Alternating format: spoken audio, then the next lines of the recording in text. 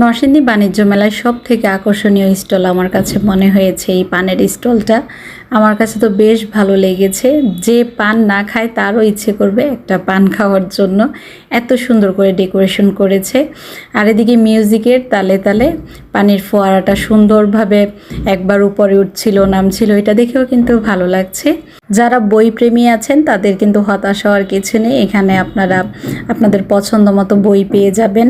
মেলার আয়োজনটা কিন্তু আমার কাছে এবার বেশ ভালো লেগেছে। মেলার ভিতরে খুব সুন্দর সুন্দর ডেকোরেশন করেছে। মেলায় ঘোরার পাশাপাশি অনেকে ছবিও তুলছিল, ভিডিও করছিল। এটা স্বাভাবিকই, এত সুন্দর করে মেলার ভিতরে ডেকোরেশন করেছে।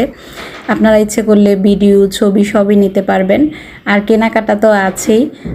মেলায় গিয়ে প্রথমে চেষ্টা করবেন একটু ঘুরে ফিরে দেখার জন্য, তারপর কেনাকাটা করবেন। আমি কিন্তু যতগুলো স্টলে গিয়েছি, এক একটা স্টল থেকে এক একটা স্টলের জিনিসপত্র আরও বেশি আকর্ষণীয় সুন্দর লাগছিল। আর একটু ঘুরে ফিরে কিনলে রিজনেবল প্রাইসের মধ্যে সুন্দর সুন্দর জিনিস কিনে নিতে পারবেন।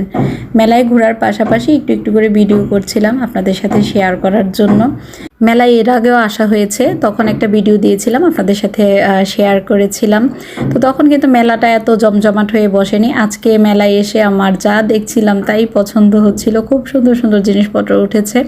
আর একটু ঘুরে ফিরে কিনলে কিন্তু আপনারা মোটামুটি আপনাদের বাজেটের মধ্যে সব কিছু পেয়ে যাবেন। মেলার মধ্যে স্বাভাবিক মানুষ একটু আনন্দ করতে আসে, একটু ঘোরাফেরা করবে, কেনাকাটা করবে। এতেই যেন আলাদা রকমের একটা আনন্দ। বড়দের কেনাকাটার পাশাপাশি ছোটদের জন্য যে রাইডগুলো রেখেছে সেই রাইডগুলোতে কিন্তু ছোটরা ভালোই এনজয় করতে পারবে।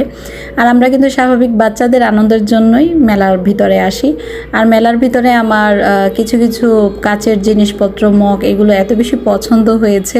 প্রাইসও ছিল একদম রিজনেবল। মেলার মধ্যে দেখবেন যে কিছু কিছু জিনিসপত্র এমন পাওয়া যায় যা সারা বছর আপনি মার্কেটেও খুঁজে পাবেন না। কিছু আনকমন জিনিস থাকবেই। আর এখানে কিছু কিছু স্টল আছে, যেমন আইসক্রিমের, তান্দুরি চায়ের, এগুলো খুব আকর্ষণ করে মেলার ভিতরে।